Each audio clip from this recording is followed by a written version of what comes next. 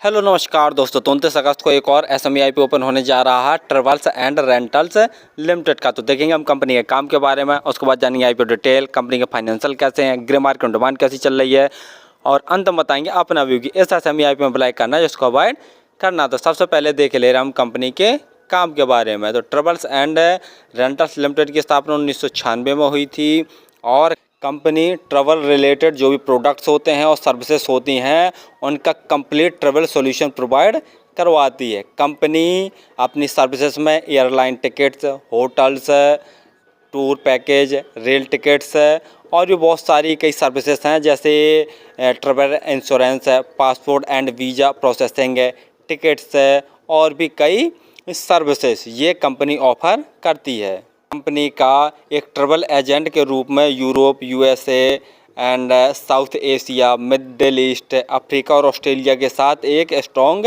Network है। और मार्च 2024 तक कंपनी में कुल 58 एम्प्लॉय काम कर रहे थे। तो कंपनी का काम तो आपको समझ में आ गया होगा और आईपीओ डिटेल जानने से पहले आप हमारे चैनल को सब्सक्राइब जरूर कर लें ताकि आपको समय समय पर आईपीओ संबंधी जानकारी और एसएमई आईपीओ संबंधी जानकारी मिलती रहे। चलिए अब देख ले रहे हम आईपीओ की डिटेल के बारे में। आईपीओ 29 अगस्त को ओपन होने जा रहा है और 2 सितंबर तक यह ओपन रहेगा। प्राइस बंड 40 रुपये पर शेयर रखा गया है और 3000 शेयरों का एक लॉट है। टोटल यूज साइज 12.24 करोड़ का रखा गया जिसके तहत पूरे के पूरे फ्रेशेस और तत्ना से जारी कर रही है। अलॉटमेंट 3 सितंबर को आपको पता चल जाएगा और यदि आपका अपलॉट नहीं होता है तो 4 सितंबर तक आपके पैसे रिफंड वापस आपके अकाउंट में आ जाएंगे। लिस्टिंग डेट 5 सितंबर रखी गई है। वहीं रिजर्वेशन में रिटेल वालों के लिए 50% का रिजर्वेशन रखा गया है और अदर्स में हमारे एचएनआई कैटेगरी के लोग भी आ जाएंगे तो उनके लिए 50% का रिजर्वेशन रखा गया है। रिटेल कैटेगरी में यदि आप एक लॉट अप्लाई करते हैं तो आपको 1,20,000 रुपये खर्च करने पड़ेंगे। रिटेल कैटेगरी में एक ही लॉट अप्लाई किया जा सकता है और यदि एचएनआई कैटेगरी में अप्लाई करना चाहते हो तो कम से कम 2 लॉट अप्लाई करने पड़ेंगे जिसके लिए आपको 2,40,000 रुपये खर्च करने पड़ेंगे।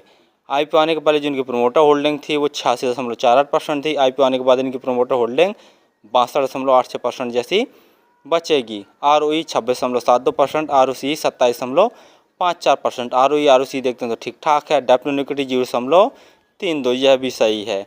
PE 15.11 है। PE वाइज थोड़ी सी महंगी वैल्यूएशन पर अपने आईपीओ को लेके आए हैं। वहीं फाइनेंशियल देख ले रहे हैं तो कंपनी के एसेट साल साल लगातार बढ़ रहे हैं। रेवेन्यू देखते हैं तो मार्च 2022 में कंपनी का रेवेन्यू 290 लाख का था जो कि बढ़कर मार्च 2023 में 579 लाख का हो गया और मार्च 2024 में इनका रेवेन्यू बढ़कर 803 लाख का हो गया। रेवेन्यू में देखते हैं तो साल साल काफ़ी अच्छी ग्रोथ देखने को मिल रही है। वहीं प्रॉफिट आफ्टर टैक्स देखते हैं तो मार्च 2022 में कंपनी ने 69 लाख का नेट प्रॉफिट जनरेट किया था जो कि बढ़कर मार्च 2023 में 150 लाख का और मार्च जो 2024 में कंपनी का प्रॉफिट बढ़कर 296 लाख का हो गया। यानी प्रॉफिट में भी देखते हैं तो साल साल ज़बरदस्त ग्रोथ देखने को मिल रहा है। नेटवर्थ वही बढ़ रहा है और रिजर्व कंपनी का मार्च 2022 में 314 लाख का था जो कि बढ़कर मार्च 2024 में 664 लाख का हो गया है। वहीं बोरिंग कंपनी के ऊपर मार्च 2022 में 755 लाख की थी जो कि घटकर मार्च 2024 में 470 लाख की बची है। यानी कंपनी रिजर्व बढ़ा रही है और बोरिंग को भी घटा रही है।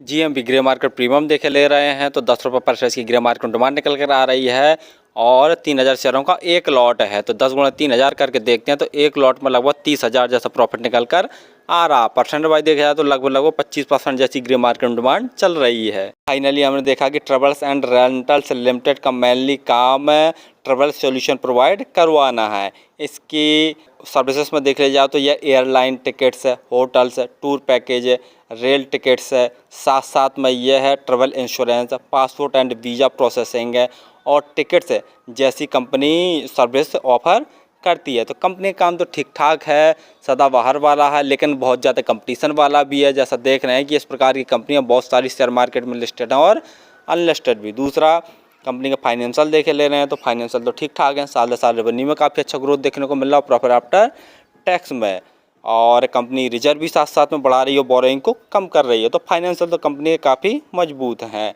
लेकिन ग्रे मार्केट में काफ़ी कम डिमांड निकल कर आ रही है। जैसा देख रहे हैं लगभग आज के दिन 25% जैसा प्रॉफिट निकल कर आ रहा है।